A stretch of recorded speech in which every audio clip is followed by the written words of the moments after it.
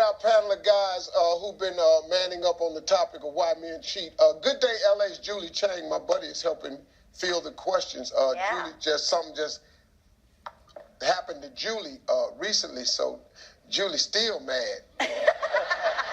You know, here's the thing. It was more than 10 years ago, but it feels like yesterday. Oh. Do you know what I mean?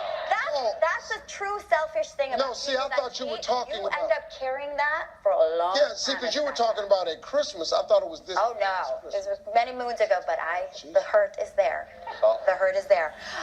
We're gonna reference Selena Gomez here. You know, her and Bella Hadid, they were friends, and they were hanging out. And then what happened with The Weeknd, right? Shannon can totally relate. Shannon, you tell your story. Okay. So, I have two questions, so I'm going to set the story. So, my ex and I were together for 2 years, and we lived together. And he had a female best friend, and I was always very skeptical of her. And, you know, he started coming home. He had hickeys on his neck, and he would lie about that. And then 8th grade? Hickeys? Yeah. Okay. He would say it was his Beats, headphones. But, okay, so then after that, I didn't have any trust for him, so I would go through his phone, his Facebook. He was messaging several girls, asking for, like, pictures and saying, like, intimate things to them. So I kind of gave him an ultimatum to choose that friendship or to be with me. He wanted to have that friendship with that girl.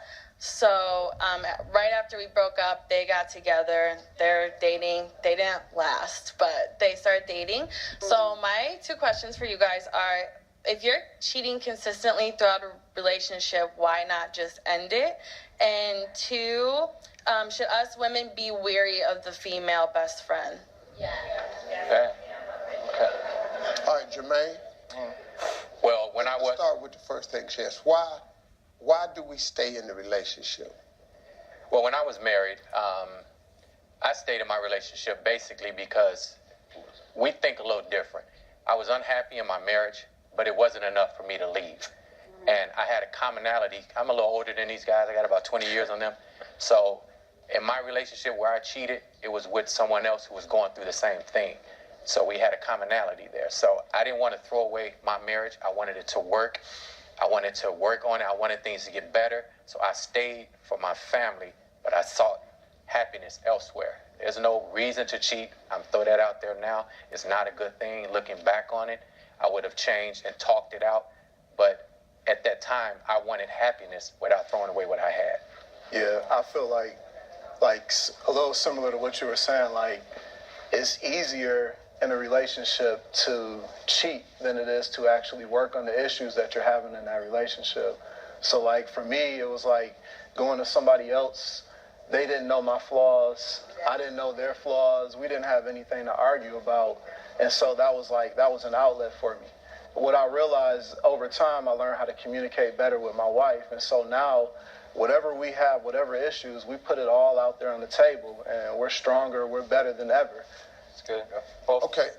Sorry. Yeah, hold on. We're going to answer the second part of the question, but the problem that men are not taught at an early enough age is that you can't fix what's wrong in your house outside your house. That's the problem. If we could teach that to our sons early on, but we don't, because we don't learn it, and we learn it, but we learn it after we've messed it up ourselves. Because everybody that cheats, what makes cheating cool is y'all ain't got no bills together. These kids, y'all ain't got discussing it. Y'all see each other. This all hey. It's just a release. It almost certainly has nothing to do with you. Right. That's the ugliness of cheating. It has nothing to do with you, and then you keep going through these self-examination phases. Well, what's wrong with me? What does she have that I don't have? She ain't got nothing. She just ain't got no damn problems. She ain't got no issues. We ain't got nothing to talk about. It's just good. Well, come over here. We do a little something. I go on to the house. That's just all it is, man. It's nothing more to it. And a man can separate the two. But if we were taught early enough that you cannot fix what, like he said, he wanted to save his marriage. Like he said, they didn't have problems. He's learned to communicate. We got to start teaching that to our sons, that you can't fix what's wrong in your house outside your house. Because once you go outside your house, it's ruined. It's ruined. And then you lose something that's very, very dear to you. Now, let me ask you this. The female best friend, should women worry about a man who has a female best friend? Well, first, let me say I'm glad you're out of it because you didn't deserve any of that nonsense. I'll tell you that. And I'm actually a good person to ask this question because my best friend is a female. She lives back in my hometown. I've since moved. But my girlfriend now has spent some time around her. They've gotten friendly, and she's obviously in a different town, so she's not as worried. I can understand why women worry, though. If you're best friends with someone, especially a woman as a guy, there's obviously a foundation there that they can build a relationship on if they were attracted enough or if they wanted to move on. But, you know, you got to keep the trust open with your man. And now, if he's coming home with hickeys, I can't help you there. You know, that's pretty direct. But if it's just a friendship that's been growing over time, I know that it's hard and I know you want to worry, but you can't, because you can't be that girl that, you know, says you can't be friends with this person or that person. Yeah. So, well, you got to remember, you are his best friend first. You're the number one best friend at the end of the day. Moving forward, in order to have a female best friend, your current best friend, as in your girlfriend, needs to be friends with her as well. I mean, for you to have a best friend that's a female that your girlfriend doesn't like or doesn't want to be around, where are your priorities? Or you're not making the one that you care about the most unhappy because of another girl. That would not be cool.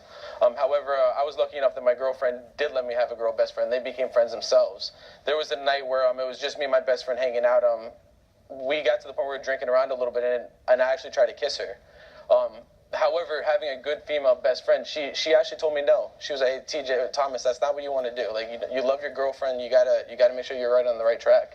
At which point I told my girlfriend about that and what happened, and that actually made my girlfriend and my female best friend become a little bit closer as well. I think, in my opinion, this is just my opinion, it puts an element in the relationship that you have to grapple with. Marjorie is my best friend. That's it. Ain't no more best friend chicks when I married Marjorie. They had to go. You know, look, folks, let me say this to you about cheating.